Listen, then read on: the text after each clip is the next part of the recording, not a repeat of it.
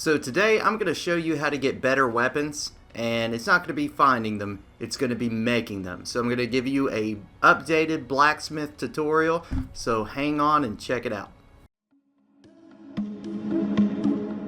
Sesh. Feeling something like Rick Moranis, blew up the kid, now he doing damage. You ought to know, like my name's Atlanta. Say on me, take a seat, young Christopher Hansen. I don't sweat all day, just a line.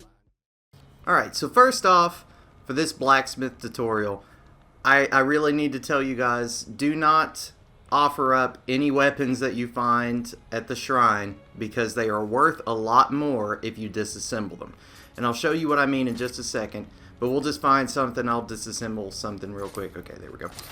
But anyways, if you look at the top right, you get those specific materials whenever you disassemble that particular item. And you get it within its rarity. So I get 3 blue lacquers whenever I disassemble this right here. Anyways, I've disassembled most of the stuff so I could get into this a little bit quicker. So what I'm going to show you is, first off, you need to forge. And you're going to be forging tools. So basically you just want to go through the list and forge as much of this as you can. And you want to forge everything to the highest quality that you can. Alright, so now that we've got all of our forging materials, we're going to forge a piece of armor. And we're going to do one that I don't use a whole lot of materials on, just so I can show you.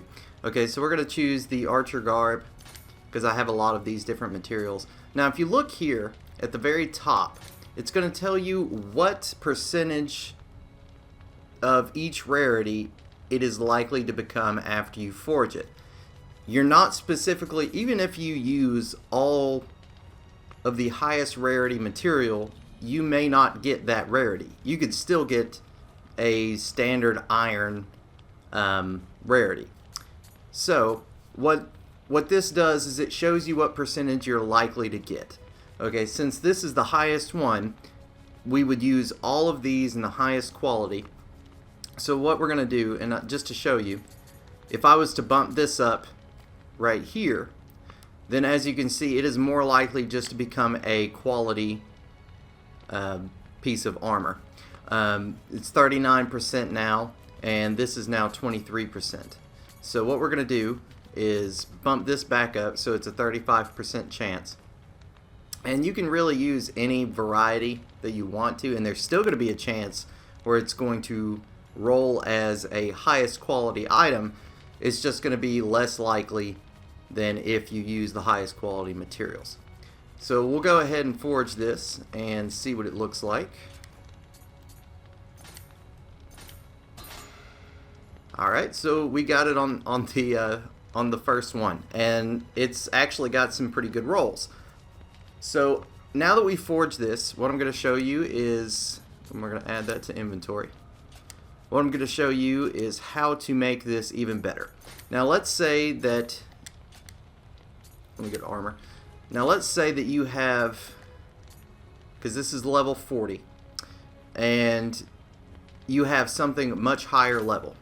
So if you pop this in and then you add this one, it's going to increase the defense on the archer garb that we created earlier. So what this does is it soul matches the level. So if you put in a lower level base armor and then you put in a higher level armor, it will gain that level of the other piece of armor. But the only bad thing about this is it costs a lot of gold.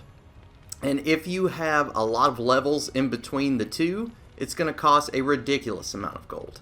So make sure that you have the gold to do this and you don't waste it all in one shot.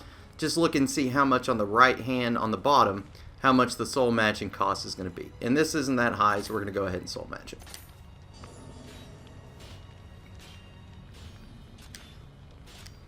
Alright, and now that we've got that done, what we're going to do is reforge this item. So as you can see, these right here, anything that has this onto the side, these are going to be locked. You cannot change these attributes. The ones you can change are going to be down here. Alright, so I like the attack +9, so we're going to keep that there. And let's say that I want to change gold earned. Alright, so I click gold earned, and then I reforge. Now you have to have spirit iron chunks to reforge anything. And this is why dismantling your weapons is very important, because it gives you spirit iron chunks. You don't find a whole lot of them in game, and it's rarely a reward for a mission. So dismantling is really one of the best ways, and one of the only ways, to get a good amount of spirit iron chunks. So we're going to reforge this specific barehanded attack damage. And now it's switched to barehanded attack damage.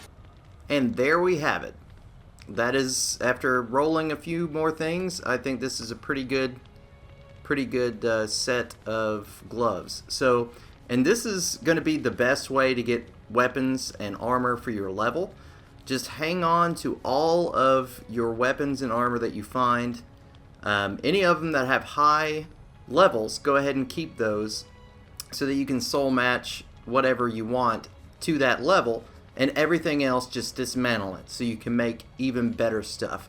And I will tell you that probably the best way to get these things is just to farm lower level missions.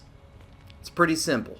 Especially if you're farming revenants, you are going to pick up a whole lot of different weapons and armor that you can dismantle.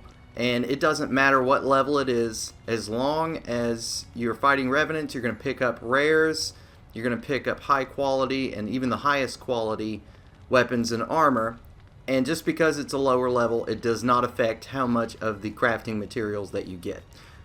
But that's really going to be it. And if you follow this, you know, you're going to be able to craft some really cool stuff, and you should have a much easier time surviving and putting out damage. Well, that's going to do it for the video today. If you like it, hit that like button and subscribe if you're new. Until next time.